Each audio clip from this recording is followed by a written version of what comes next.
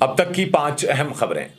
मजहब तब्दील करने के बाद मेरी जिंदगी में ज्यादा सुकून आया। ए.आर. रहमान ने एक नए इंटरव्यू में उस वक्त के बारे में बात की जब उन्होंने एक नया मजहब अकीदे को कबूल किया था।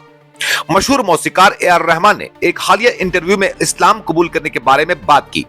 मौसीकार ने कहा, इस नए मजहब अकीदे को कबूल करने के फौरन बाद इनकी पेशावराना जिंदगी में कई तब्दीलियां आई। रहमान ने कहा कि उन्होंने इससे ज्यादा पुरअमन पाया और महसूस किया कि नए अकीदे को अपनाने के बाद इनके और इनके खानदान के लिए कई रास्ते खुल गए। रहमान ने कहा, यह तब की बात है जब नए रास्ते खुल रहे थे। हम सोफिया के मज़ारात पर जा रहे थे। मैं तमाम किताबें खरीद रहा था और ये सब कुछ दिलकश था। जब रहमान से पूछा गया कि मजहब तब्दील करने की वजह से इन्हें कोई समाजी तब्दीली का सामना करना पड़ा, तब मौसीकार बताते हैं कि भारतीय कबूल करने वाले लोगों में से हैं और इन्हें किसी किस्म के इम्तियाजी सलूक का सामना नहीं करना पड़ा। हिंदुस्तानी बहुत खुले मिजाज लोग हैं, खासतौर पर जुनूब में वो बहुत खुले मिजाज के हैं। अपनाने वाले और खुश मिजाज लोग हैं। वो चाहते हैं कि हर कोई जिए और जीने दे, और ऐसा ही मेरी जिंदगी में भी हुआ। गयान वापी मस्जिद में उस वक्त तक कोई सर्वे नहीं होगा जब तक इलाहाबाद हाईकोर्ट की जानिब से इस मामले पर कोई फैसला नहीं दिया जाता। अदालत ने आज समाअत के दौरान आर्कियोलॉजी सर्वे ऑफ इंडिया से मजीद वजाहतें तलब की है, जबकि इस मामले में आइंदा समाअत कल भी जारी रहेगी। कबल अजी archaeological survey of India ASI के सर्वे पर रोक लगाने की दरख्वास्त करते हुए गयान वापी मस्जिद इंतजामी कमेटी ने अदालत को बताया कि इससे खदशा है कि तारीखी ढांचा गिर सकता है। इलाहाबाद हाईकोर्ट ने गयान वापी इहाते में सर्वे कराए जाने के मामले में दाखिल अंजुमन इंतजामिया मसाजिद कमेटी की अर्जी पर समाअत करते हुए ASI के साइंसदान को बुध की शाम 4:30 बजे तलब किया है। चीफ जस्टिस प्रणतेकर दीवार की अदालत ASI से ये वाज़ह करना चाहती है कि सर्वे के दौरान क्या कोई भी नुकसान हो सकता है। अदालत इस मामले में ASI से एक तरीक़ेकार को जानना चाहती है जिसके जरिए ASI सर्वे कर रही है। अदालत सर्वे सिस्टम का डेमो भी देखेगी। लोकसभा में बुध के रोज कांग्रेस ने हुकूमत के खिलाफ अदम एतमाद की तहरीक पेश की, जिसे लोकसभा स्पीकर ओम बिरला ने मंजूरी दे दी।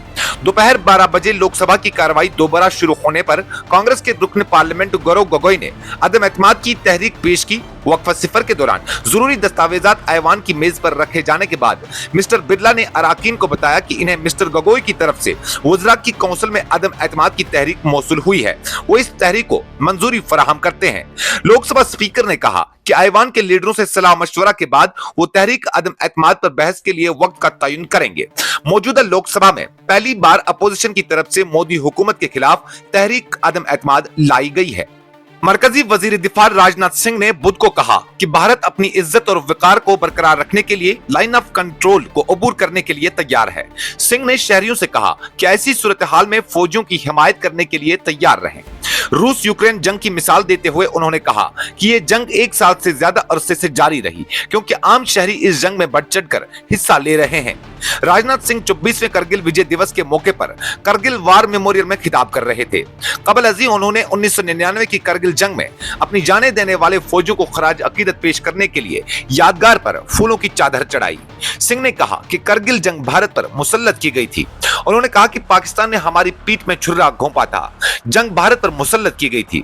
मैं अपने उन बहादुर बेटों को सलाम पेश करता हूं जिन्होंने मुल्क को अवलीन तरजीह दी और अपनी जानों का नजराना पेश किया। वजीर दिफा ने मजीद कहा, जब भी जंग की सूरत हाल आई तो हमारी अवाम ने हमेशा फोर्सेस की हिमायत की है, लेकिन ये हिमायत बिला वास्ता रही है। मैं अवाम से दरख्वास्त करता हूं कि अगर जरूरत पड़ी तो मैदान जंग में बराह रास्त फौजियों का साथ देने के लिए तैयार रहें। अमेरिका में जेर तालीम हैदराबाद की एक 37 साल खातून को मुश्किल हालात से गुजरना पड़ रहा है।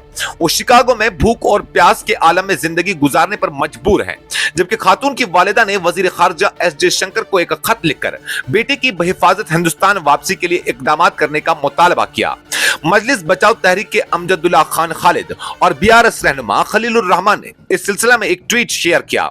वीडियो में खातून की शिनाख्त सईदा लुलू मिनहाज जैदी के तौर पर की गई, जबकि सईदा लुलू मिनहाज जैदी डिटेरेट की ट्राइन यूनिवर्सिटी में MS की तालीम हासिल करने के लिए अमेरिका गई थी। वीडियो में जैदी को इंतहाई कमजोरी की हालत में देखा जा सकता है, जबकि पासपोर्ट में जो तस्वीर है इसमें वो सेहतमंद नजर आ रही है। वीडियो में अमेरिका की एक सड़क पर बैठी दिखाई दे रही है। वीडियो में खातून ने कहा इसका नाम सईदा लुलू मिनहाज जैदी है और इसका ताल्लुक हैदराबाद से है। हालांकि वो शुरू में अपना नाम याद नहीं कर पा रही थी। वो एक अजनबी से भीख मांगती भी नजर आई। ये थी अब तक की 5 अहम खबरें। लेटेस्ट अपडेट्स के लिए देखते रहिए न्यूज इंसाइडर 24/7।